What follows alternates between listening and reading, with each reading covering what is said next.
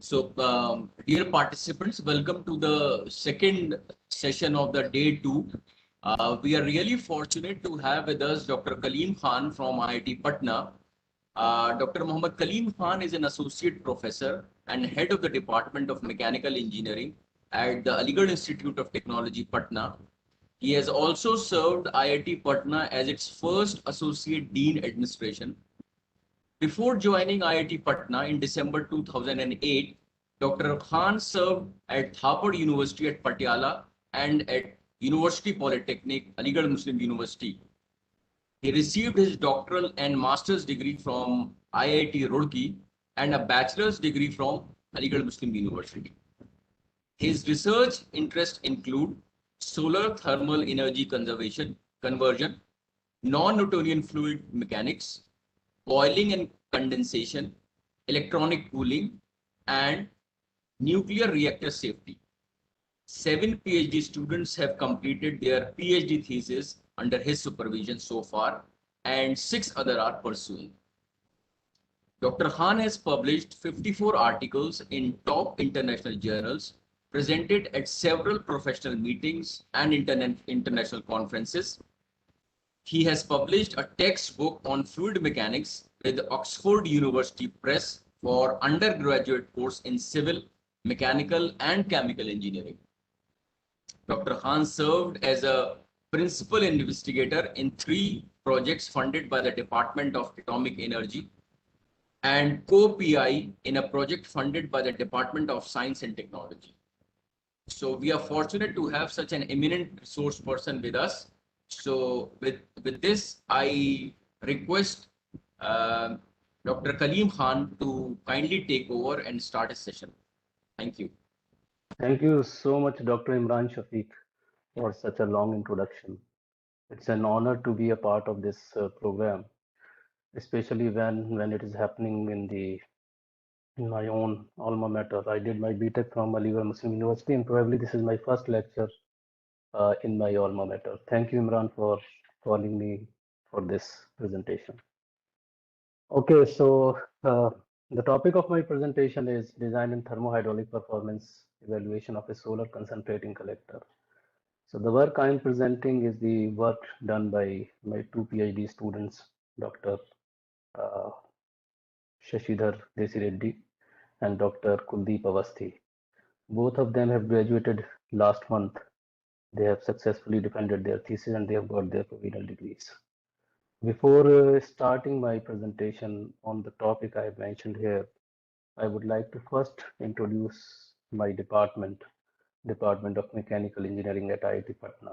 A brief introduction is necessary because we are anyway a new institution in a sense that we started in 2008 and then we moved to our permanent campus in 2015, and the number of students, as you can see, have gone up in the last 10, 12 years. So PhD, we have master's program, we have PhD program, we have bachelor's program in our institute. And the number of students, as you can see, the intake we have mentioned here in blue.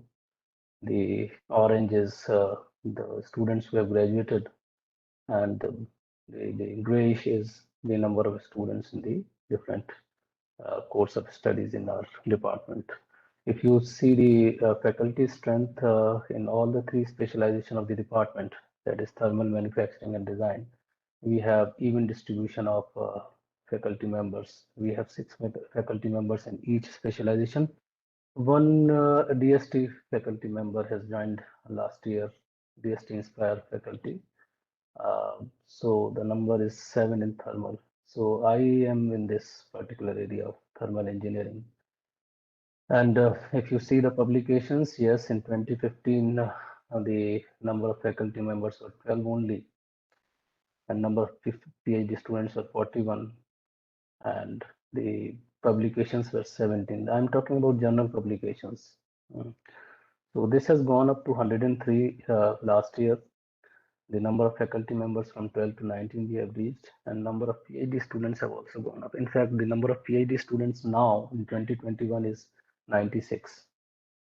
So it's a good number, and the output of the department in terms of publication is satisfactory, as you can see.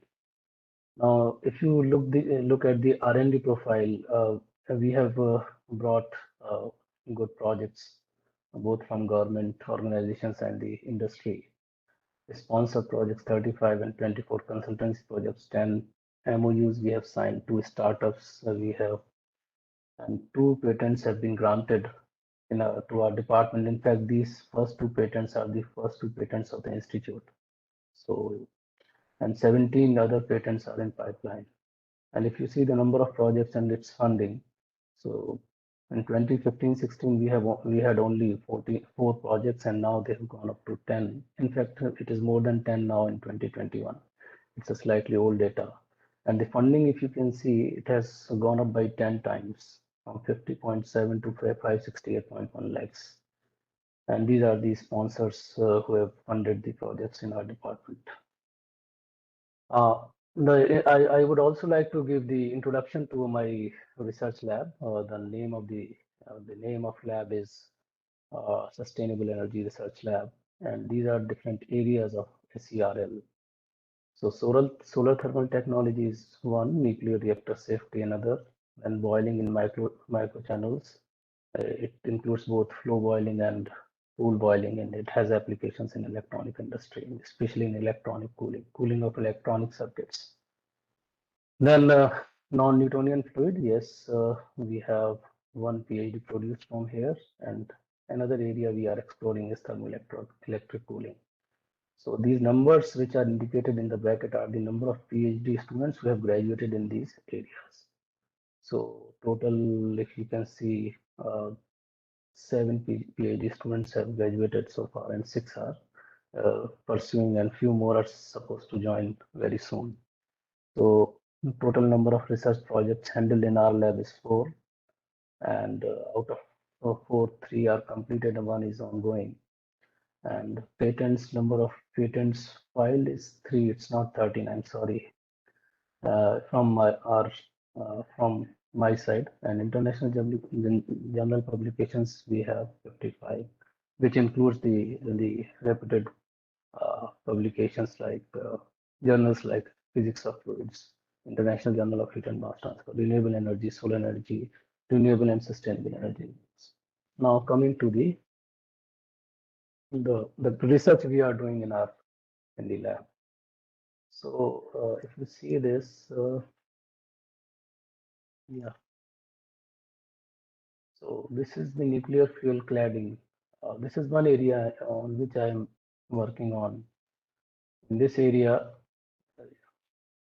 this is the rod you can see. It is a hollow tube of zircaloy 4, and inside this tube we keep the fuel bundles, uranium dioxide, and the fission is started inside this, and outside this tube coolant flows. Coolant can be a light water, soft water, or it can be heavy water. That coolant extracts heat produced due to fission inside this tube, and that heat is used, that hot fluid is used to generate steam in the steam generator. Then another area, and this why we study this, because you might have heard about an accident that took place in Japan in 2011, Fukushima. And that disaster, the nuclear disaster, happened because of loss of coolant on the outer surface of this tube.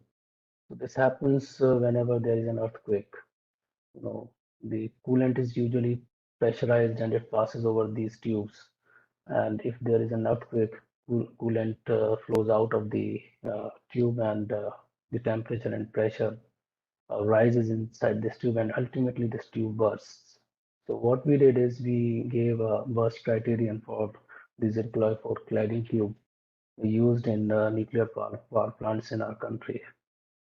Then another area on which we are working is the electronic cooling, as I said, cooling using microchannels. So we did flow boiling and pool boiling studies over microchannels.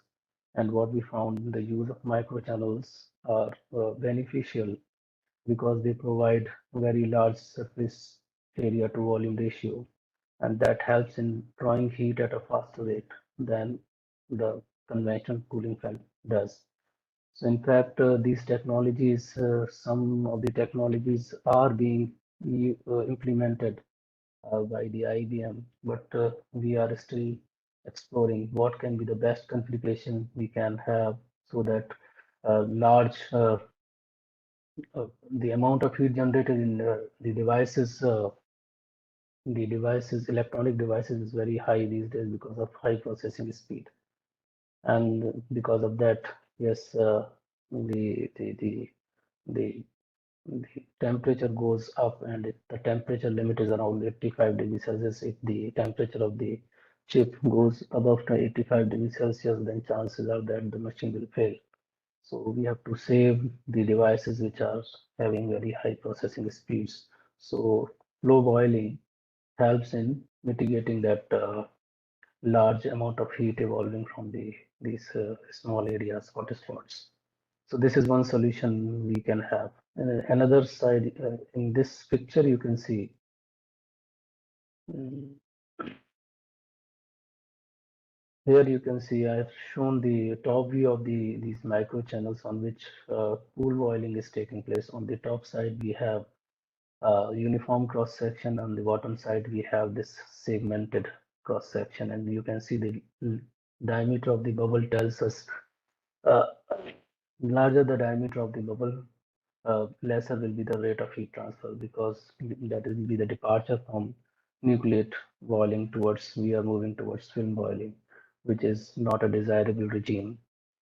So we have observed these are our results, and we have published these results in papers. And this is what I have done in solar thermal area, where solar energy is utilized by concentrating it on by concentrating it so that its energy density is increased, and that can be done using a Fresnel lens, or that can be used that can happen when we can have the reflectors like Scheffler reflector. It's a part of a paraboloid. We'll discuss it in detail, because in this lecture I'm going to discuss about this particular uh, solar collector, which is Scheffler reflector. Now, a solar collector has got two parts. One is the reflector part, which concentrates light at its focus, and the other part is known as receiver, which is shown here. This receiver has coil, and the coil can be a spiral coil, it can be a flat serpentine coil, or it can be a helical coil. And then you can put those coils here, and a heat transfer fluid can be passed through those coils, and the solar energy can be easily converted to thermal energy. So in this area, we have given a new design of the which we call it as curved serpentine coil, right? And this is the novel channel design we have patented. And this patent is filed and it is under examination. This lens we have given new facet design. These grooves are termed as facets, and this lens we have also filed for patent. And this design, novel curved tube design, this also we have filed for an Indian patent. So all these patents are under examination at this point in time. So as I said, that a solar collector consists of two parts. One part is the concentrator or the reflector, and the other part is a receiver coil. The whole idea of a concentrating collector is to first increase the density of the uh, energy density by concentrating it to a smaller area. So, and by doing that, you can increase, you can focus the rays at a point at its focus, and at the focus you keep another device known as receiver. And at the receiver you have coil, and that mm, coil has a fluid which is flowing through it. It may be water, it can be any other heat transfer fluid, right? And the idea is to extract uh, extract maximum possible the heat we can from that hot spot created by the concentrated uh, collector. So in this particular part, I shall be first discussing the design of a Schaeffler reflector, then the design of crossbars. Crossbars are the elements that support this reflector profile. So so these are the structural members which support the profile, and on those structural members we put the mirrors. And the purpose of mirrors is to reflect light to a point. Then I will also discuss about hourly and seasonal tracking. And also we developed a ray tracing code for multifaceted Schaeffler reflector. So multifaceted Schaeffler reflectors are the Schaeffler reflectors which have multiple facets. Facet is nothing but mirror in this case. So multiple mirrors are there, and ray tracing code is developed, and it is the number of mirrors required to optimize the concentration of solar radiation received at that particular position is also carried out. In part 2, we have conducted CFD simulation for the flow of laminar flow of water through novel curved serpentine coil for constant wall heat flux condition. So heat is entering through the wall and it is uniformly applied. So, and the water is flowing through the tube so that it picks up heat from the wall and gets heated, and that hot water is used to used for a desired application. Now, in this, I shall be discussing how we found out Nusselt number and friction factor, because these are the two parameters which are opposing each other, right? One idea of using the novel curved serpentine coil is to enhance the rate of heat transfer. But enhancing the rate of heat transfer is not free, right? A penalty is paid for the increase in Nusselt number, and that penalty is in the form of frictional pressure drop. And one of the measure of the frictional pressure drop is friction factor. So I will be discussing about this in detail. And then finally, I talked about evaluation of the thermohydraulic performance.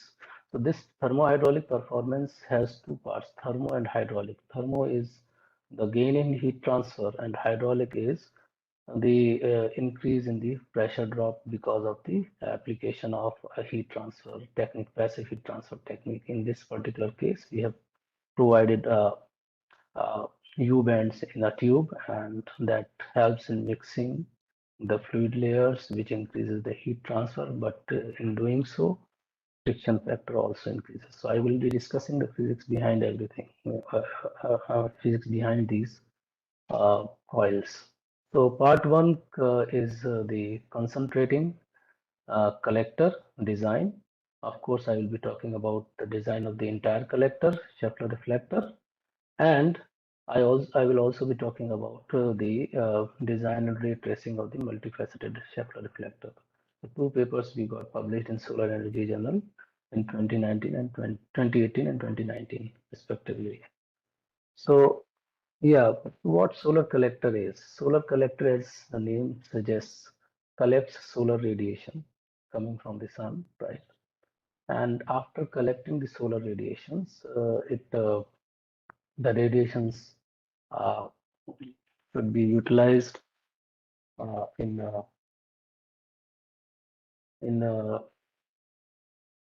I'm sorry. Okay. So I was talking about solar collectors. So solar collector, the name suggests, it collects the solar radiation and utilize the solar radiations, convert those solar radiations in heat energy, right? So we require a fluid that picks up that heat. So I have shown different types of concentrators here. So this is the simplest one, which is known as flat plate collector. In this flat plate collector, there is no concentration of radiation, as you can see. All the radiations are coming from the sun. They are usually parallel, almost parallel, and they hit the plate. A plate is placed here, known as absorber plate. It is made of copper. It is painted black, and there is a glass cover which stops radiative losses and convective losses. And on the back side of the plate, there is a passage for the flow of here. If you attach the tubes on the plate, then it becomes, and if you allow water to flow through it, it becomes a water heater. Right now, this particular device shown here is an air heater. So here there is no concentration, and this is the simplest form of solar collector, and this is used for low and medium temperature applications, right? And there here I'm showing three different types categories of uh, solar collectors, which are concentrating collectors. The idea is, the Mm, the radiations are parallel radiations are coming from the sun, and they are striking the heliostats. And these heliostats are, equipped with a tracking device which track the sun. So light after falling from the sun, then the light rays are directed towards a central tower, which has the tubes which contain a molten salt. So molten salt get heated up, and then it takes the heat to another heat exchanger where the steam generation takes place and power can be generated. So this is an established technologies used everywhere. In fact, in US we have a big US and China. They have big solar power plants based on central tower receiver technology. Then there is another category of concentrators. They are termed as parabolic concentrators. So you have a paraboloid, right? And rays from the sun, when hit at the internal surface of this paraboloid, which has the uh, uh, uh, reflecting surface.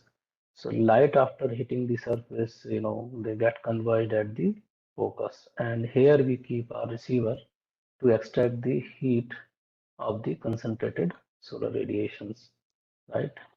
And then there is another category of solar concentrators, which is known as Fresnel lens concentrator. So one of my student has done his PhD on the Fresnel lens solar concentrator. Okay,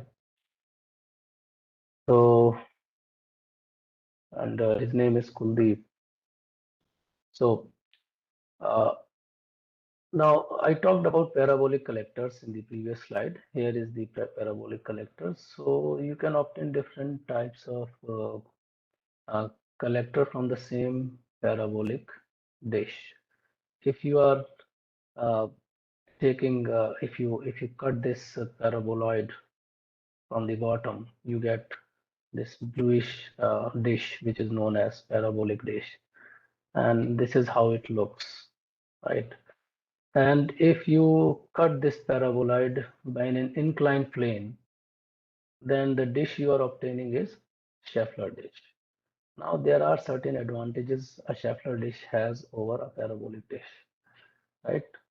The advantages are I will be discussing. First is what disadvantages this parabolic dish is having.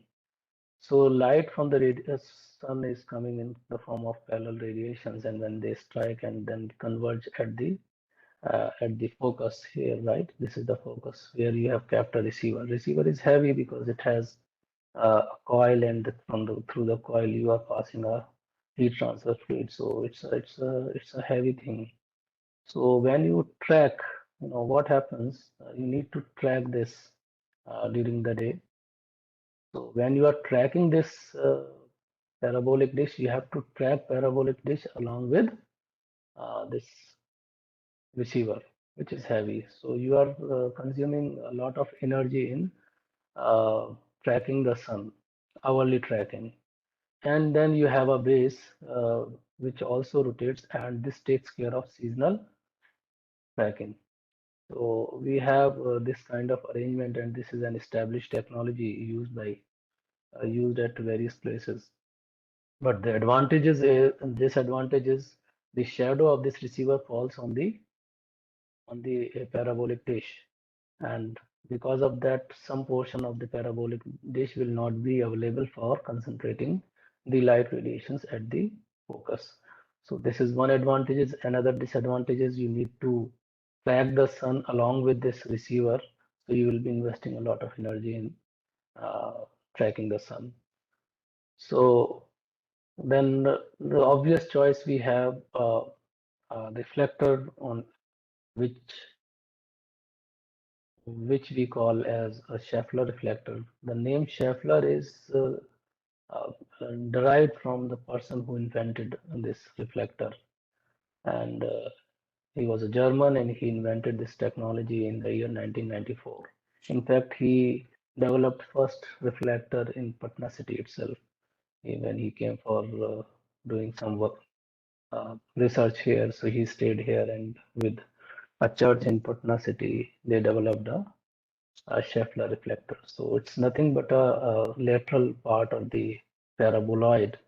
And the good thing about this is the focus is it has a non-moving focus. That means, uh, and the concentration is shadowless. And when it comes to tracking, you don't have to move the receiver along with uh, this dish. So what I'm trying to say is the power consumed in rotating the dish while tracking the sun is minimized because your receiver is stationary. And this Schaeffler reflector has many applications. In fact, it is used in community kitchen in various parts in India itself. And in South India, there is a for cremation, it is also used. Instead of burning wood, they are simply putting the deceased here, and the cremation is done using the solar energy. So Schaeffler reflector has the advantage of non-moving focus. Also, the power required for tracking is very less, and certainly it has become an obvious choice for doing research. So that is the reason we have picked Schaeffler reflector for the research. So this is what I said: non-moving focal area, shadowless concentration, and flexible curvature. Why flexible curvature is required? During seasonal adjustments, you need to uh, flex the profile of the uh, Schaeffler reflector uh, to adjust the to adjust to the changing declination angle, because declination angle changes from minus 23.45 degree to plus 23.45 degree from winter to summer. And so you need to flex this curvature so that your focus stays at a place. So that seasonal adjustment we will be discussing also. So Schaeffler reflector, as you see, why we have started and what is our contribution in creating a design of the Schaeffler reflector. What we found in the literature is the the design is available. The original inventor, that is Wolfgang Schaeffler, gave the design, but the design was not generalized. I will discuss what I mean by generalizing. So they designed a Schaeffler reflector for a given inclination angle, which I discussed in the previous slide, right? The angle of the inclined plane. For one inclined plane, they simply gave a design. So what we thought is we should provide generalized chart for the manufacturers to pick and choose a given inclination angle. And these are the crossbars. You see these bars which are forming a part of this paraboloid. These bars supporting structure is nothing but uh, crossbar. And on these crossbars, we fix our mirrors or facets, right? So what we did, we designed the crossbars. We also designed the entire Schaeffler dish. The overall efficiency of the system depends on various factors. As I said, error in the profile of the reflector, tracking errors, and then reflectivity of the material. That means if we are using a reflecting surface, we should choose the best reflecting surface. So the most common and the best reflecting surface we have is glass mirrors. They are commonly used. Then convective and radiative losses at the coil also takes place. So we have to take care how to stop them. So those are the things we need to take into account while designing a system based on solar thermal system based on a Schaeffler reflector. So how we design it? So you can see these are the parameters which are visible here. So this is the angle known as inclination angle alpha. This xi is the x-intercept where this plane intersects with x-axis. This is x-intercept.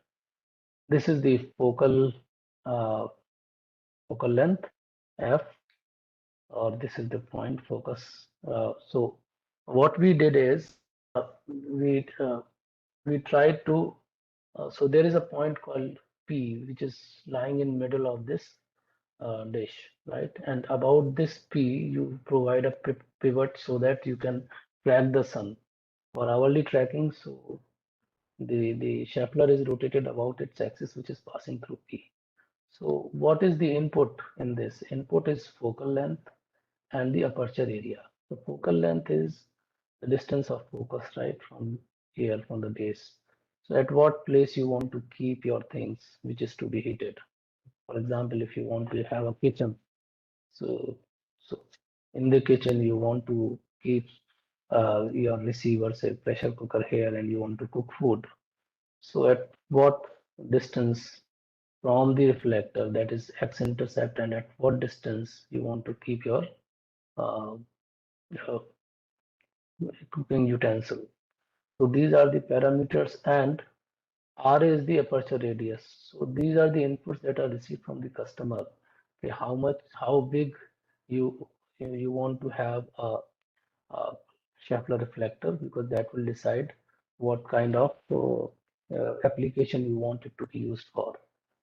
So as I said that alpha 43 point something, 43.23 degree, the original inventors have designed the parabola. But what we found is you have the choice of changing alpha in a very small range from 42 to 40, 43.9. I guess I will be discussing it. And this is the E2P must be equal to E1P, right? But numerically it cannot happen. It should be as small as possible. So with this assumption and with this input d alpha, we keep on increasing alpha, and and this is the deciding factor on which on that basis, whenever e is less than 0.01, we stop our calculation and alpha becomes alpha gas, and f and ra are for a given f and ra, alpha is found out, and x depends upon alpha, x-intercept, then x-intercept can also be found out. So what we did, we generated a lot of data on the basis of that, and we generated a chart, right, for a given aperture area A and focal length F. So these blue lines are focal length, and A is the aperture area, this one. Okay, and we generated this chart. We also gave some prediction equations. Okay, if you don't have this chart, even you can use these equations in finding out x-intercept and the aperture radius, right? And what we found is that alpha, it can be so these are the equations we have generated, and the r square value is very close to 1. It is around 0.999 for both these. So they are too good. So if you don't have these charts, you can make use of these equations to generate accent and RA from this. Now this point C has significance, right? When you are increasing alpha, that means you are uh, the the the Schaeffler will be tilting towards the x-axis, and it will have a larger aperture area, right? So it will be larger aperture area means that it will be concentrating more radiations here. So here at this point you will have a higher temperature because of more concentration. So you can decide your application according to the alpha you are choosing, right? But you have a very small room of choosing alpha from 42 degree to 44.9 degree, as you can see. You cannot have more than that. So, but we have the option. And if you want to operate beyond alpha is equal to say 43.86, then this is for high temperature. This is for the aperture radius will be decreased, and it can be used for low temperature applications. So these are the things which are to be checked when we are planning to procure a Kepler reflector. So now these are now I am discussing the crossbar design. So these are the crossbars. You can see 1, 2, 3, 4, 5, 6, 7. Total 7 crossbars I have shown here, and there is a parabolic support, central parabolic support. So these are, and how to find out the length, the curvature of these crossbars we discussed in this section. So as you can see, so if you see from this side, you will see an elliptical rim. This is the elliptical rim you can see. And these are the major axis of other set of ellipse. And these are the part of those ellipse. These crossbars are the part of those ellipse, which are shown like a line here, small. They are a part of big ellipse. Yeah, this is what I'm trying to say. So each crossbar is a part of an ellipse. Right now, generating an equation of ellipse and uh, finding out the exact shape of this crossbar is a tedious task, right? It has issues of tolerances. So if proper care is not taken, and in fact, it is difficult to generate this profile, right? And any error in the profile of the crossbar will ultimately affect the concentration of light at the focus. What we did is uh, instead of having a elliptical crossbar, part of elliptical crossbar, the Schaeffler suggested to go for an approximate crossbar, which is a circular crossbar, and by 3-point fitting, you can fit this profile here. So at the middle and at the corners, the circular and the elliptical uh, crossbars meet. That means there is no error in the center and at the ends, but in between there will be some error. So how much is that error? And he found that the error is not very high. Very small error is there by if we approximate this crossbar by a circular crossbar, elliptical crossbar by a circular crossbar. And this design is used in manufacturing of these reflectors or crossbars of the reflectors. Now, we gave a novel error-free crossbar. Instead of fitting a circular crossbar into an elliptical crossbar by 3-point method, we gave a novel crossbar which you don't have to fit anything. They are a part of circles whose center lie on the axis of the paraboloid. So they are circles. So instead of having, so this is how the new crossbar look, right? They will form the part of the Schaeffler profile like this, and these are the parameters which we determined. Rm is the radius of the crossbar, theta m is the radius of the subtended angle, and xm is wm is the width. So these all parameters we evaluated for each for mth crossbar. So, and we provided the charts. These are the design charts for existing approximate crossbars, and this is the proposed crossbar. So these are the design for different inclination angle, and you can see inclination angle is varying from 42 degree to 44.9 degree.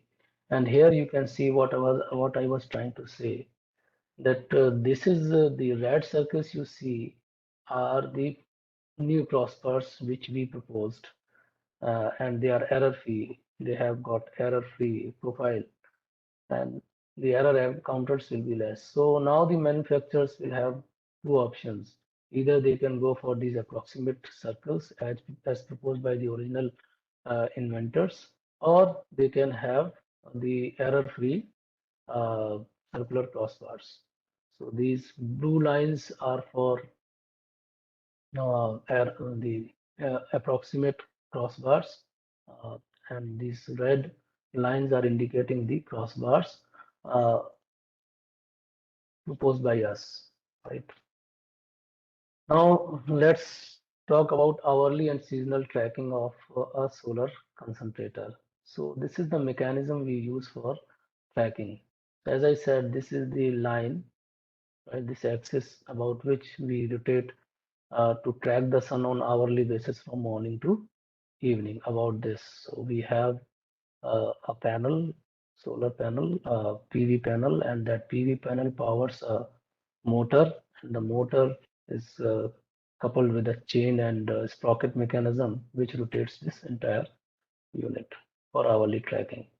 And the telescopic clamps are placed to flex the profile uh, of the shutter dish because declination angle changes as you move from one day to another.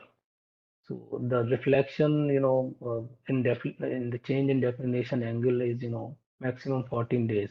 So you have to operate these telescopic clamps manually uh, after 14 days. Otherwise, there will be a shift in focus. The receiver will not, and you need to refocus everything by operating the telescopic clamp, right? So, so here I'm showing the animation, what happens when we change the declination angle from one season to another season. When we move, what we are supposed to do. So in summer, it takes this shape. This is the shape during equinox. That means on June 22, equinox is when day and night are equal. That is termed as equinox, and solar declination angle is 0. So by solar declination angle, we mean the radiation which are coming from the sun, they form an angle with the equatorial plane. Here you can see that the equatorial plane is parallel to the incoming radiations. Here you can see it is at an angle of 23.45 degree. Why it is called winter solstice? As you can see, northern hemisphere is moving is is away from the sun, right? So that is the sign of winter season in the north and summer in the south. And we call it, so most of the people live in this northern hemisphere, so that is the reason they might have coined winter solstice term for this particular position of sun and the earth. And this is the summer solstice where northern hemisphere is receiving direct solar radiations, right? And this happens as 23.45 degree. So another animation I'm showing here, you can see this is the pivot. About pivot, how we are flexing the parabola for seasonal adjustment using telescopic clamps.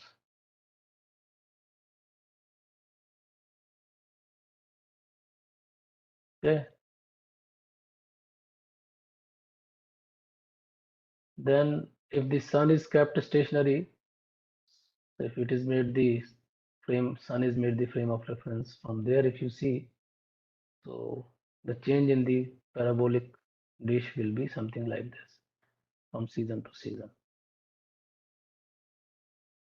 And this is the well-known formula for declination angle, where n is the nth day in a year.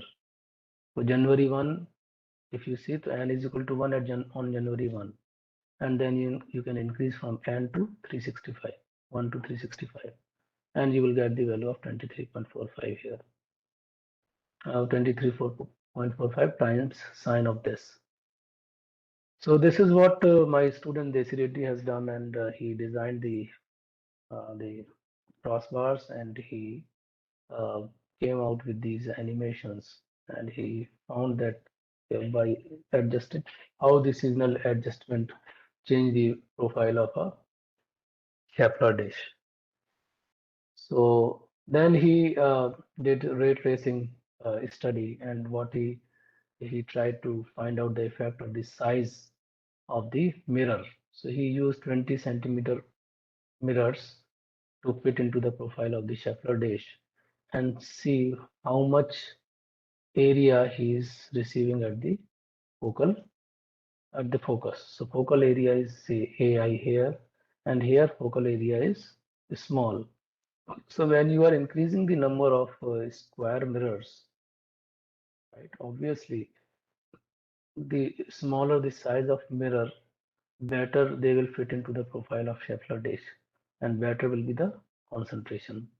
So this concentration, this AI, if it is very small, this means you have a better concentration. Ideally, it should be a point at the focus, but because of the size of the physical size of the mirror you have, you cannot have a point, right? So we should try to obtain focal area as small as possible from the concentration of radiations. That means the dish which is having a smaller focal area is having higher concentration, right? And we will have higher temperature in there. Then effect of delay in adjustment is shown here, right? You have a Scheffler reflector with 10 centimeters. So on day 100, delay of 0 day, and then after 14 days, what happens? Now you can see here how focal area is increasing because of the delay in seasonal adjustment using telescopic lamps. So there is a need to adjust the telescopic lamp so that concentration is not affected in the focus. So then effect of solar declination, which we have already discussed, but he tried to optimize the size of the mirror, as well as he also tried to optimize the how much mirrors can be inserted into the Scheffler dish, right? So what he found is for winter solstice, number of mirrors are 247 for 2 meter square aperture area and 0.8 meter focal length Scheffler reflector, and 257 for summer. And what he found is if we keep n is equal to 240, we can place the mirror comfortably on the profile of the Scheffler dish. And one more thing, so this is 10 centimeter square we are talking about. So we need to provide gap between the glasses because you need to put your Scheffler dish usually on the rooftop, right, where wind velocities are high.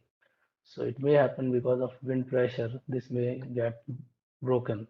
So you have to provide gaps in between the glasses so that they stay unaffected even if the weather is bad, high winds are there. Then we also created a prototype in our lab just to demonstrate how to construct uh, a Scheffler reflector. So BTech students were asked to do this. They created a very beautiful small design of a Scheffler reflector, and then we tried to I don't know what happened. This video.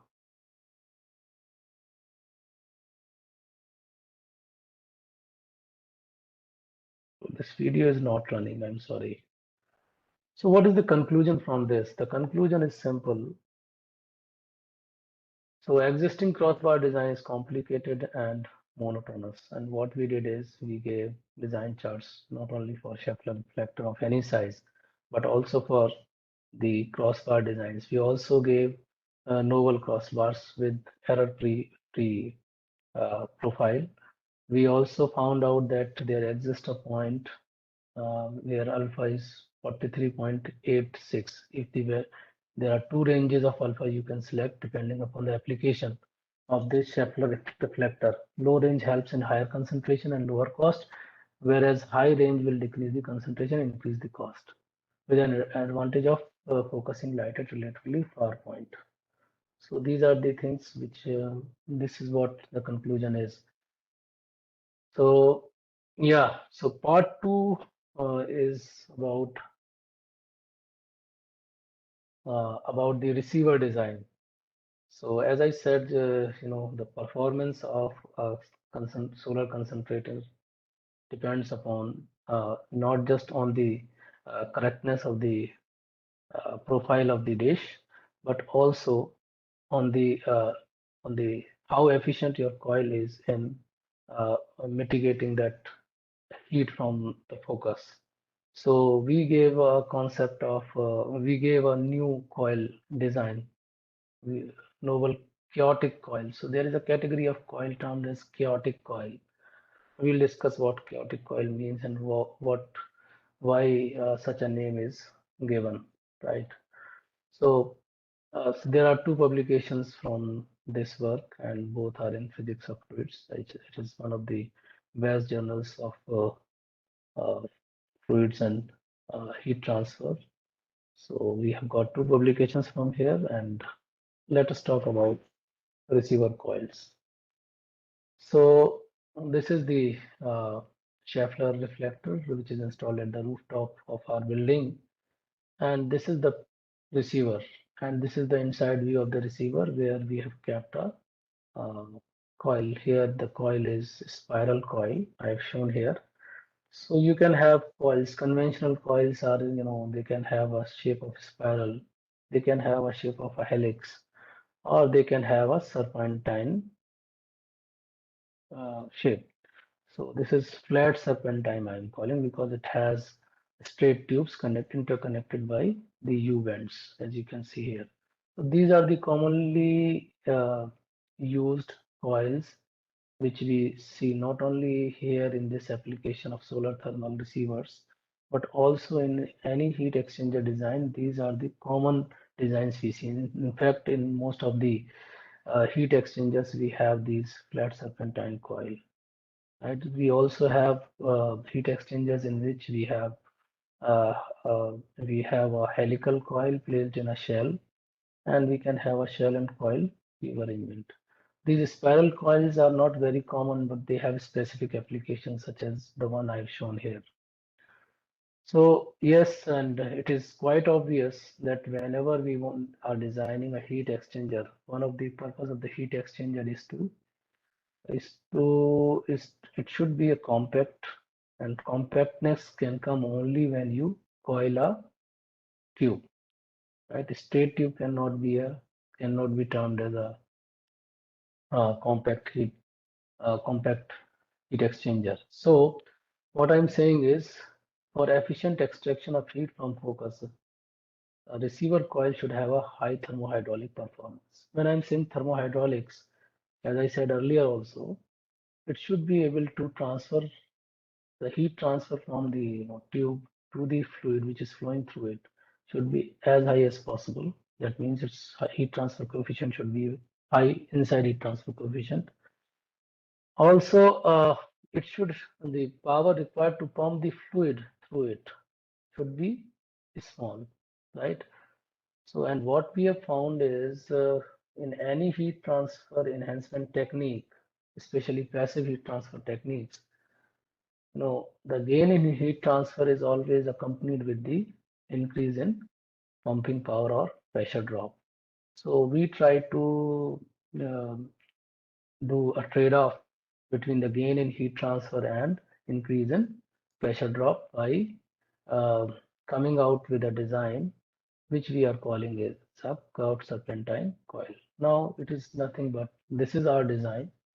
So a curved serpentine coil uh, uh, is is nothing but if you replace these straight tubes by curved tubes and you interconnect them with the help of U bends, then you can obtain a curved serpentine coil, which is a novel concept. And this is a helical coil we have. In fact, if you see that, okay, we have taken curvature of this tube and put it here. So you can think of a curved serpentine coil, a combination of flat serpentine coil and a helical coil. Now you see, if we are using a straight tube, what kind of velocity profiles do we see? If the flow is laminar, fully developed laminar, the profile is parabolic as you can see here. in the straight portion, right? What happens if a band is provided in the tube? So if the tube is made curved, right, it has a curvature. What will happen to the flow inside the tube, right? If you see the main flow, right, this is the uh, velocity profile. Well, there will be a change in the velocity profile. This point where the velocity is maximum gets shifted towards the outer wall. So this is the inner wall of the tube. This is the outer wall of the tube. And as you know, when the fluid flows through a curved tube, it experiences a centrifugal force. And this centrifugal force tries to push the fluid towards the outer wall from the inner wall. And you know what is shear stress? Shear stress is mu du by dr, right? So this angle is decreased at the inner wall, but since the profile is shifted towards the outer wall, so wall shear stress is increased here. So friction factor is a function of wall shear stress, as you know. It is nothing but the non-dimensional form of wall shear stress. So the wall shear stress is increased towards on the outer side and decreased on the inner side. But ultimately, if you see the average, if you calculate the average of the shear stress at a cross section, you will find that it is increased. So ultimately, there is an increase in friction factor whenever we are bending a tube. Bending a tube. So what penalty is? That penalty is friction factor, but it also results in a better mixing. Let us see the other side of the tube. In the band, what happens, right? This friction factor, this centrifugal force, as I said, pushes the fluid from the inner side to the outer side.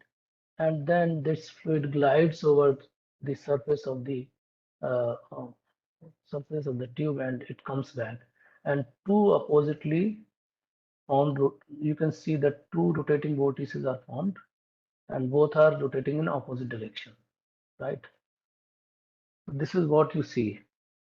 And what problem do we see here in such type of tubes? The fluid which is trapped in the eye of the two vortices cannot interact with the fluid which is very close to the wall, thus inhibiting the rate of heat transfer between the fluid in the core region to the fluid in the boundary region. So fluid here is trapped, and if we can have a mechanism which can break this barrier and which allows the mixing of the fluid in the two vortices, trapped in the fluid trapped in the two vortices, then the motion of the fluid is termed as chaotic motion, right? And since this tube is not a chaotic tube, it cannot be termed as chaotic motion because there are two well-defined vortices we have, and the fluid in the two vortices, trapped in the two vortices, are not interacting with, is not interacting. The fluids in the two vortices are not interacting with each other. Then there is a term called chaotic advection. So how it is defined? Please remember, chaotic advection can be viewed as the random motion of the tracer particles in a laminar flow. So if you add tracer particles in the fluid stream, so its random motion is chaotic advection, and it can happen even in laminar flow. You don't have to go for the turbulent flow where chaos is there already. But if you can generate chaotic advection even in the laminar flow. So it is intuitively identified when there is a rapid change in the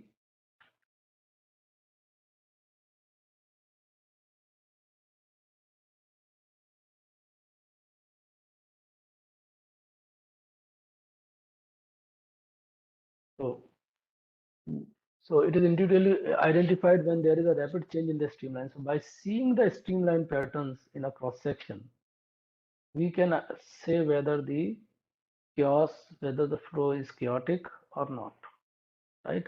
So there is no well-defined definition of chaos, but yes, it is intuitively identified as a rapid change in streamline patterns from one cross section to another cross section. As you move in along the tube from one cross section to another cross section, you will find there is a change in the streamline patterns, right? and if you add tracer particles, they will be moving randomly here and there. So such coils, the coils where you can achieve this chaotic flow are termed as chaotic coils. So in the next slide, I am showing you the chaotic coil designs available in the literature. So in 1992, in fact, the concept of chaotic coil was introduced by Jones in the year 1989, but he didn't give any design, but he gave a concept only. Acharya in the year 1992 came out with this design where he provided S-shaped elements, and they are interconnected by means of U-bends. And we can say that this is the first chaotic coil which was found in the literature. Then P. Hussaini in the year 1993, they also gave their design, and you can see that there are elements which are not which are having different curvature, and they are connected in the form of this in the form of a coil. So various curved elements are there of different radii of curvature, and they are joined together. Then Kumar et al. In 2007, they connected helical coils in this manner. And 4 helical coils they connected with switching angle of 90 degree, and the results they have got, they generated chaos in the flow by having this kind of arrangement. So other designs are also there in the literature, and this is the design. This is our design, which we gave in the year 2020, and it was published in POF. Then, yeah, so what we did is we numerically simulated the flow through, laminar flow of water through the novel curved serpentine coil, and these are the equation, as we know, continuity equation. This is the Navier-Stokes equation meant for laminar flow, and this is the energy conservation equation which is used in the background. So we used ANSYS Fluent, and we have used ICEM module of ANSYS to generate a mesh. So this mesh is generated. We created our own mesh. We didn't rely on the mesh automatically generated by the ANSYS, and we developed this mesh, and this mesh has got very high sensitivity. So we did a sensitivity analysis, and we found that this is the best mesh available to us. And then we apply second order upwind scheme. So these are the things which we need to define. So what we did is we applied boundary condition as constant volt heat flux on the tube. The heat is added from the tube boundaries, and it is constant. So constant heat flux conditions are applied on the tube. Tube wall is thin, so conduction losses are ignored, right? Although we are using a copper tube, since its conductivity is high, so conduction losses are not. Yeah, it's not a bold assumption, but they are there. So some deviations we see when we validated our model is because of this assumption also. Okay. Then what we did, this is the usual practice we have. Nobody will accept your model unless you validate your model with the existing correlations. So two correlations of friction factor which are common, which are considered as standard correlation, which are given by Mishra and Gupta and White, and they are given for the helical tube. So, and we validated our model for helical tube from these correlations friction factor. And Van Lopez and Dravid, they gave two correlations. One is these correlations are standard correlations, and what we found is this. So our Nusselt number is falling in between the two correlations. So we can say that, yeah, as far as friction factor is concerned, our model works well, but Nusselt number has its own way of calculations, and what calculation methodology you have adopted, that will change the value of Nusselt number. So this is the normal deviation which we see in Pressure number. So these results are acceptable. Then what we did is, yes, we also performed experiments on our own tube using a DAE sponsored clad tubers facility. So this is the setup which we use uh, to test the cladding tube, the burst experiments which I showed in the very first slide. So this is the transformer we have, and there is a rectifier circuit in this, and uh, uh, direct current is of very high magnitude is out to flow through this coil. So it's I square R heating is done basically, and this I square R heating is done, and there is a thermal imaging camera to monitor the temperature of the coil, and this temperature is recorded, and then we ran another simulation for the flow rate we have used here, and we tried to simulate we tried to compare the results obtained from the simulation with this experiment. And this is what we saw, right? So this triangle, if you see, is the experimental outlet temperature. So fluid coming out uh, of the tube, the temperature of water is this. This is experimental value, and these triangles are the simulation value. So if you see that, yes, our experiments are predicting higher, our model is predicting slightly lower temperature uh, than the experimental one. Now the reasons may be, since this gap is small, we can have reasons to describe this discrepancy. Uh, the one thing is this: we have ignored the conduction losses, and conduction losses cannot be ignored. So that may be the reason why there is a deviation in the results. Also, when we measure temperature of water at the outlets, so we will insert thermocouple. We usually insert thermocouple at the outlet, right? So it gives the temperature of that particular point, right? So water temperature may not be same throughout the cross section. It may be different at different places. It will be high near the wall. It will be less inside the core. So depending upon the position of thermocouple, we measure the temperature. It may happen that this thermocouple is placed very near to the wall, so that is the reason temperature is high.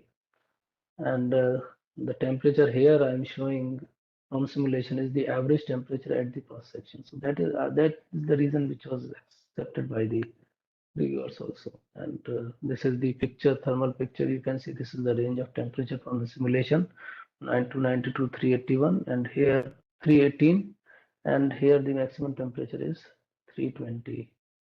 So it's a very good, it's a very good agreement, we can say, between the temperatures.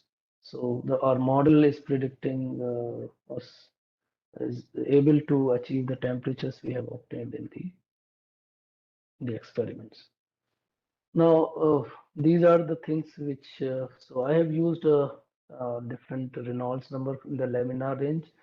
Laminar range for a straight tube is from 500 to 2300, no, from 0 to 2300. But when we are using a coil, this range actually moves up, right? So the critical Reynolds number in this case goes even more than 6,000, around 7,000. So we limit our study up to 6,000. And these are the results for the temperature at Reynolds number 500, and the radius of the tube is 13.7 d, where d is the diameter of the tube, internal diameter, and the internal diameter of the tube is 4.79 mm. So you can find out the value of R1, and R2 is the radius of U-bend, which is R2 is around 10 mm. So if you see these two coils, this is the coil which we have proposed. This is the coil which we are saying as existing coil, flat serpentine coil. And we are comparing the temperature contours. So as the flow proceeds from joint number 0 to joint number 12, this is how temperature oscillates. Not oscillates, it's the temperature varies. So this is the wall temperature. Blue line is for the temperature of the water flowing through the flat serpentine coil, and the red line is for the water which is flowing through the not red line is the wall temperature of the tube, and blue line is for the wall temperature of the of the of this FS90 coil. And what we see is the peaks we are seeing here is the temperature that is increased when you are in the straight portion, because mixing is absent in the straight portion. The fluid which is in the boundary region stays in the boundary region, and the fluid which is in the core stays in the core, and the heat transfer is badly affected because of the straight portions we applied it. And these peaks are suppressed as we bend these straight tubes in the form of these curved tubes. What we found is these peaks are suppressed. So low wall temperature means high heat transfer has happened. And accordingly, you can see that Nusselt number is also high uh, for curved serpentine tube. And these dashed lines, you can see these dashed lines, red line is for our tube and blue line is for the existing tube. So average value we have also shown by means of dashed line, and we can see clearly that there is an increase in the Nusselt number throughout the tube. Now, as far as friction factor is concerned, you can see that friction factor is high in the band, and values you are obtaining, it is low uh, in the large diameter, large radius curved tubes. In curved tube elements, friction factor is low, but it is extremely high uh, in the uh, U tubes, in the U bands. So yes, so now the point is increase in heat Nusselt number. We have seen. We have also seen there is an increase in friction factor. So So what decision can we take when both heat transfer as well as pressure drop is increasing? So the decision will be taken later when we calculate the thermohydraulic performance.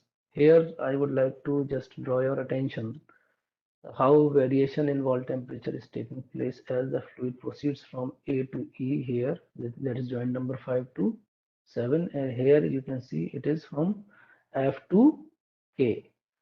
So you can see these in these uh, straight tubes you will have peaks, and why the temperature is rising? The temperature of the wall is rising simply because the fluid in contact of the wall in the straight tube stays there, and it is not coming in contact with the fluid which is in the core region near the center line. So that is the reason why temperature of the wall increases in the flat serpentine coil. As soon as the fluid enters in the U bend, what we found is there is a sudden drop in the temperature because of chaotic mixing that is happening here. And there is a drop, and then again there is a pickup because the fluid is flowing from 6 to 7 from C to E. There is a continuous rise in the temperature of the wall. So this is what we see when we are dealing with a flat serpentine coil. In case of curved serpentine coil, you will find that undulations are there. Why? There are the temperature is high at some places, low at some places. The reason being the curvature of the two types of curved tubes we are using are different. So we have large curvature tube and we have a small large radius of curvature tube, and we have small radius of curvature tube. Here the curvature is less, here the curvature is high. So wherever the curvature is less, you have got a dip, and wherever the curvature is small, there is a rise in temperature. Now here you can see the flow animation for a flat serpentine coil. See in the U band what is happening, and outside the U band what is happening. So we have the temperature profile and we have the velocity profile. And in the bottom, you can see we have friction factor and Nusselt number. So you can see Nusselt number and friction factor drop as the fluid travels in the straight portion. Right? Fluid in the boundary region has lower velocity. In the tube, I'm talking about the straight portion, velocity will be less because of no slip condition. You have then also in the core region, the fluid will not interact with the boundary region fluid, and there will be a drop in heat transfer, and there will be a rise in the temperature of the wall, as you can see in these temperature contours and in these streamlines. So the mixing between the fluids in the boundary region and core region takes place inside the U bands only, and these straight tube elements are not helping in increasing the heat transfer rate. So here you can see this is what I'm saying is chaotic mixing. By looking at the streamline patterns, you can simply see that flow is chaotic everywhere, whether you are in the U band or you are in the curved tube. The flow is chaotic. The only difference is wherever the curvature is large, the strength of the vortices found will be less. If the curvature is high, that is in U bands, the strength of vortices will be large. And as such, you have peaks and valleys in the friction factor and Nusselt number uh, contours. So these are the joint number, and you can see that wherever you are seeing the peak, you are inside the U band, and wherever you are seeing the valley, you are inside the curved tube of smaller of larger radius of curvature. In helical tubes, what we see, the curvature is constant. So once the vortices or secondary vortices are formed, their strength will stay the same because curvature is same. So the centrifugal force will be constant throughout, and there won't be any change in the friction factor and the Nusselt number in the helical coils. But in our coil, you can see what is happening. You can identify the mechanism. So when you are here in the straight tube portion, see this. Red zone is the velocity of the primary fluid. So high velocity stays at the in the core, and at the near the boundary you have low velocity fluid, right?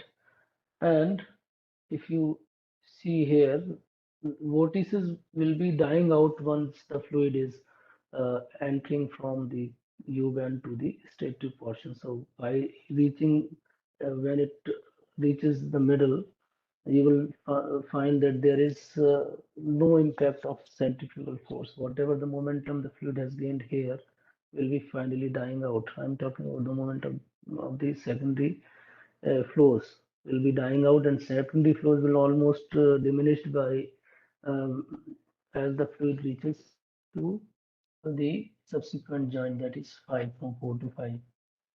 So finally, you will find that hardly there is an interaction of fluid in the core and the fluid in the boundary region. But if you see the U tube, then the peak velocity zone is shifted to the outer one, as you can see here. And you can see a kidney shaped, So I have applied a symmetric boundary condition. Similar uh, vortex is generated on the other side of this horizontal line. So you will have oppositely rotating vortex here. So what I'm saying is this peak is shifted. So friction factor will be increased here. Here it will be reduced. And when you take the average value, you will find that friction factor is finally increased compared to the straight tube.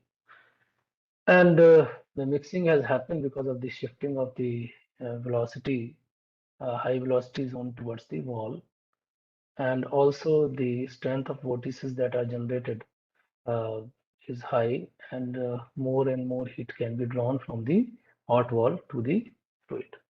Now let us see this case.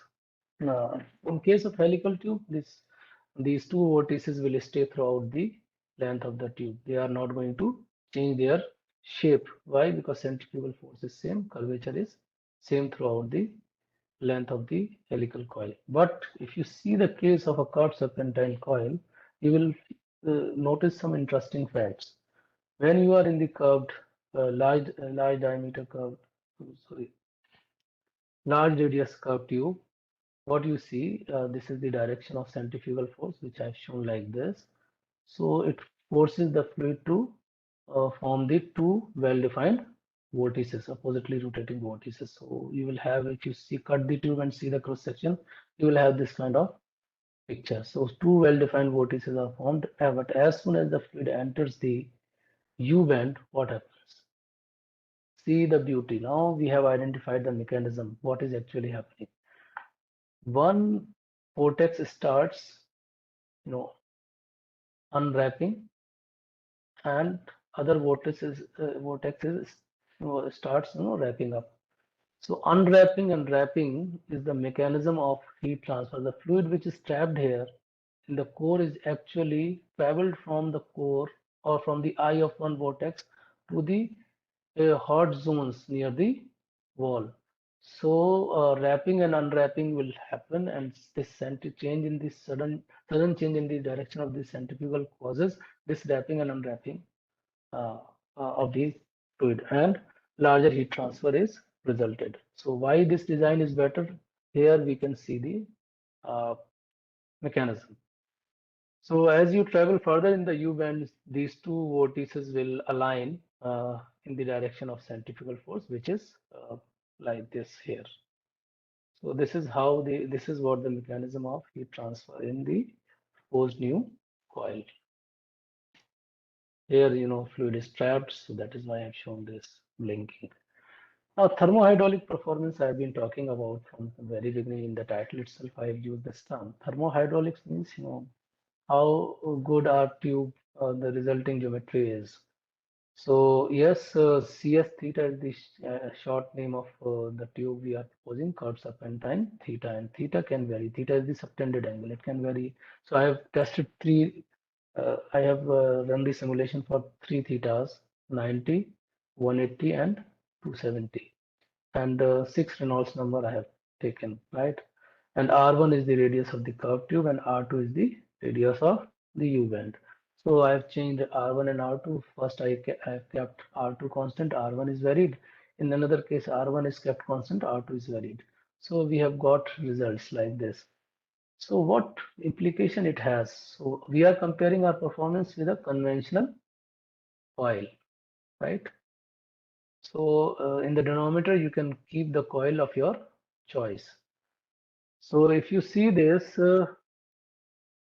Nusselt number is increasing with Reynolds number, which makes sense.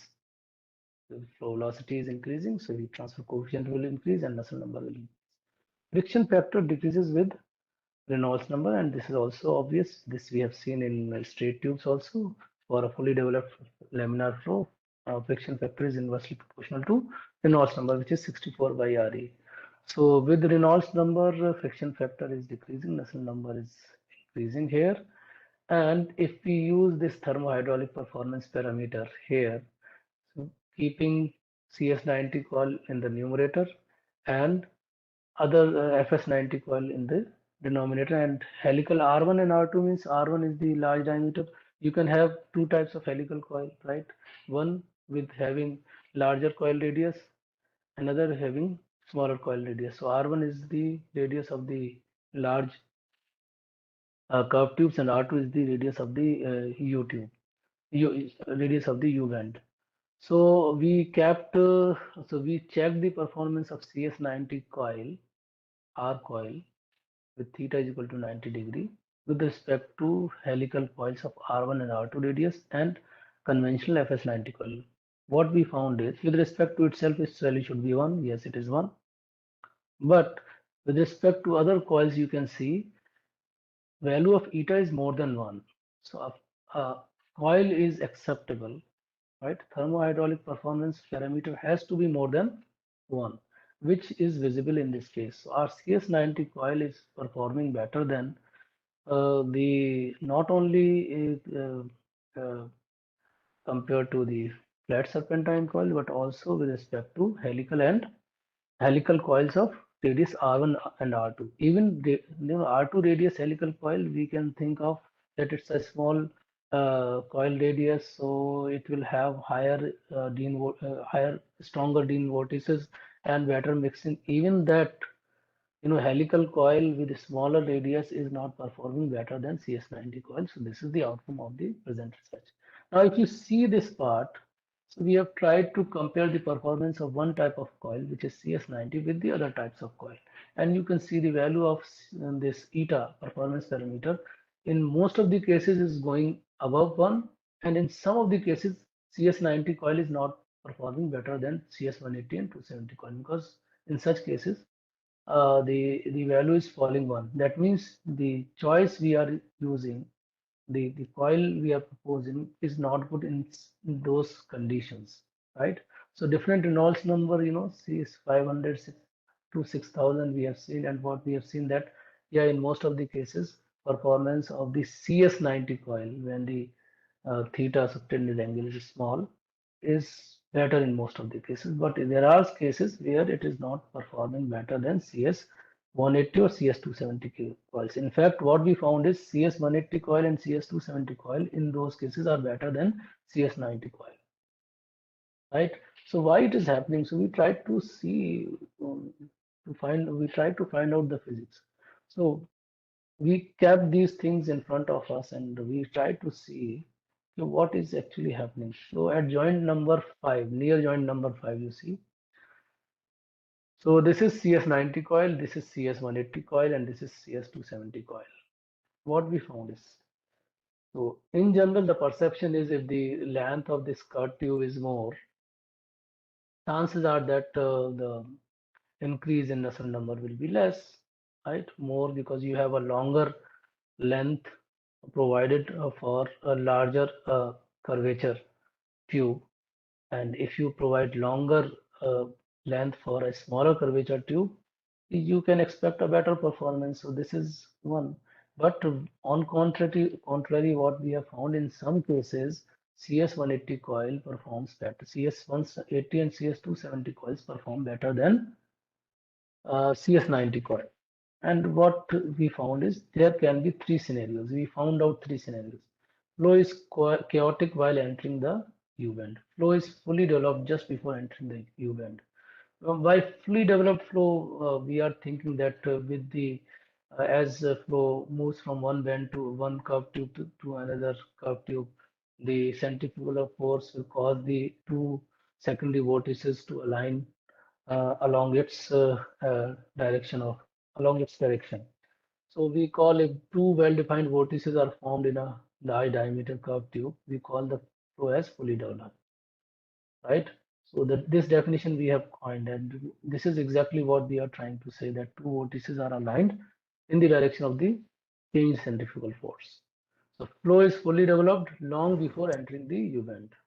So you can see that uh, which scenario is the best. What we found after looking at this, we found that scenario 2 is best, and we want a curved tube which can cause the flow to reach to its fully developed regime just before it enters the U-bend. And this is the best regime. If that is happening in any of the case, your tube is going to, your geometry is going to perform better. If two well-defined vortices are formed long before the entry to the U-bend, then in that case also this part is actually not fully utilized, right? So this will result in underperformance. So this is our finding, and this is, and then we developed correlation for friction factor and Nusselt number. Now friction factor and D is the Dean number, and this Dean number we have defined like this: Reynolds number D upon 2R1. And these are the correlations, and these correlations work well, and this um, and the deviations fall in the region of in the error band of plus minus 7.5% for friction factor and plus minus 10% for Nusselt number when compared to the simulation data. Then I also tried to compare different variants of the curved serpentine. So this is the curved serpentine coil which we tried to explore in the physics of fluids paper, first paper.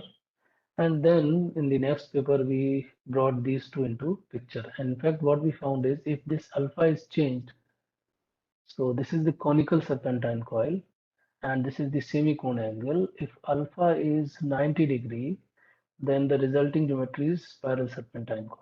If alpha is 0°, the resulting geometry is cylindrical serpentine coil.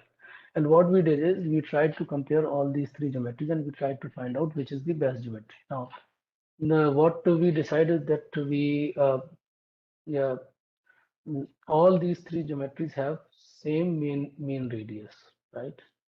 So with this same mean radius, we tried to explore the performance. And we also tried to quantify the mixing in terms of a number, non-dimensional number, which is termed as secondary flow intensity parameter. And if you see this closely, what it resembles like a Reynolds number. How? Reynolds number is defined as the ratio of inertia force over viscous force for the main flow, primary flow.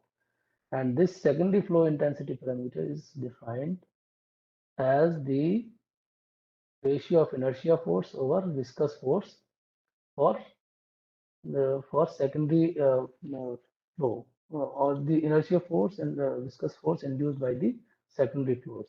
Now, what is JADS? This is the vorticity, uh, absolute vorticity in a cross section, and what we this is delta cross as U is the vorticity, and this is how we have calculated the absolute value of the average uh, of the vorticity. And we tried to link this SE with the number and radius of tube and diameter of the tube, uh, angle theta and angle alpha, and we tried to express the Nusselt number and friction factor in terms of SE, which is the non-dimensional secondary flow intensity parameter. And what we found is there is a direct peak-to-peak relation between Nusselt number. Wherever the secondary intensity parameter is high, Nusselt number is high. This is what we found. This is for Reynolds number 500, and this is for different Reynolds number. The Reynolds number varied from 500 to 2000. And what we found is wherever the secondary flow intensity is high, or which we are saying as secondary strength of the secondary flows, same as strength of the secondary flows, Nusselt number is high in those cases. And 48 by 11 is the Nusselt number in case of fully developed flow through a straight tube, and friction factor is 64 by RE for a fully developed flow through a straight tube. And this is what a factor which appeared. So this is what we did. So conclusion is CS theta coil is the CS90 coil. So it's better in CS theta coils, except in few cases which we have identified. And the mechanism of mixing also identified in these coils, unwrapping and wrapping of fluid layers from one vortex to another. And CS90 coil is found to be 90% superior to the conventional FS90 coil and 57% superior to helical R1 and 19.7 superior coil to helical coil of smaller radius also.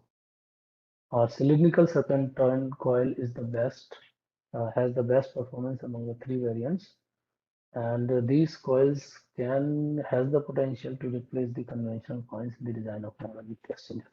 So with this, I conclude my work, and I would like to thank and acknowledge the contribution of my research students, Dr. Desi Reddy, Shashidhar Reddy, and Dr. Kuldeep Awasthi. The two have defended their thesis in the last month. With this, I'm ending my presentation. Any questions from any corner is welcome. So I'm done, Dr. Imran. Okay. Good afternoon, sir. Sir, Yes. as you told that in Schaeffler design, the cross bars was a part of an ellipse, but you modified that design and you have chosen a different path. So I just want to ask you, what was the motivation behind the change of the design which you incorporated? So if I take you to the previous slide, to the slide where I discussed it.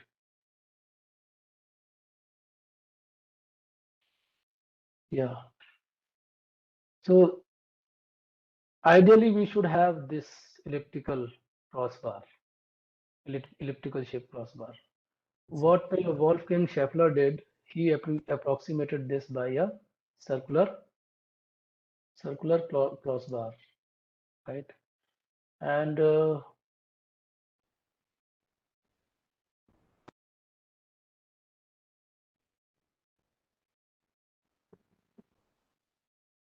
he applied 3-point approximation, right?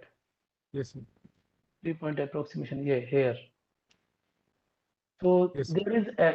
there is error in the profile of the Schaeffler dish because of this, but this error is very small, right?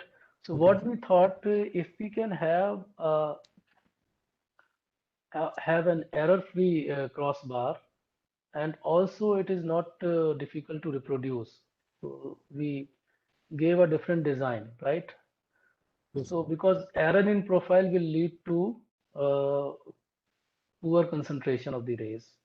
So we want Yes. to avoid that, and we came out with this idea. Instead of having a circle which is uh, inclined on the Schaeffler dish, we can have a circle whose the circles which are lying in the plane uh, parallel to the x-axis. So it's easy to generate those. So otherwise, if you see that the contribution we made is not very significant, in a sense that the two designs which was given by the Schaeffler, uh, the error was very less. It's of the order of 0.05%, 0.005%. So that Okay. error is nothing. But we have given an option to the manufacturers that instead of using those crossbars, you can go for the crossbar we are proposing. There you don't even have to think about. They are easy to generate also. Okay. Okay. And sir, does your design also track the sun on hourly basis? I mean, as you Yeah, told that. yeah. Okay. Yes, sir. We performed. In fact, if you see, I didn't talk about the experiments we performed, right? Yes, sir. We purchased this Schaeffler dish from the from a church which has which is also acting, which is also an NGO, and Okay. they make different type of collectors. And here, Schaeffler, the original inventor, came in 1994. In Yes. fact, he developed those things there in that church in Patna, Pulwari Sharif. Okay. So your question was, uh, okay, Ye- have we tracked? Yes. Yes, sir. So there is a tracker which was there, and it has a motor and a sprocket and chain, and there is a sensor, uh, Okay. photodiode that tracks Okay. the sun.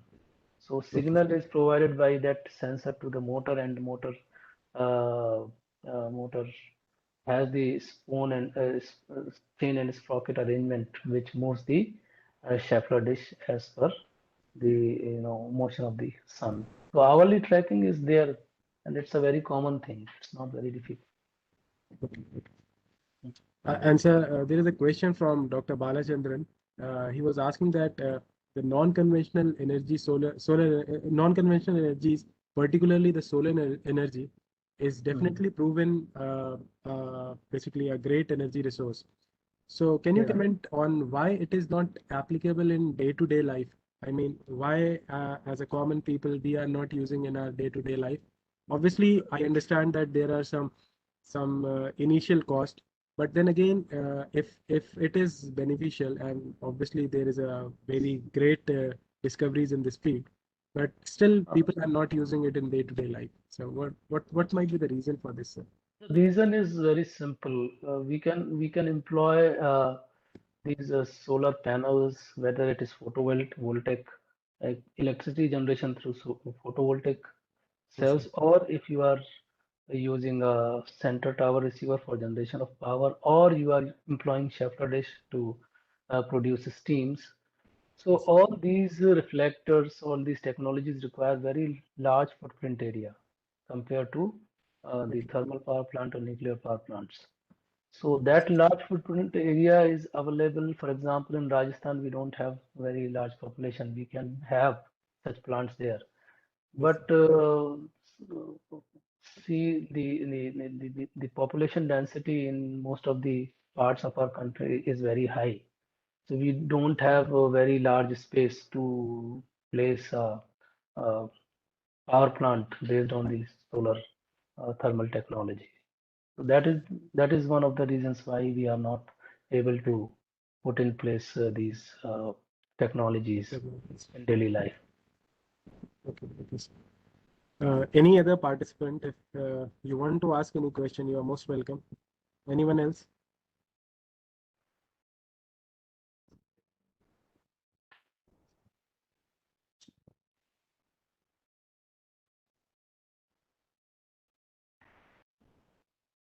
Anyone if want to ask any question?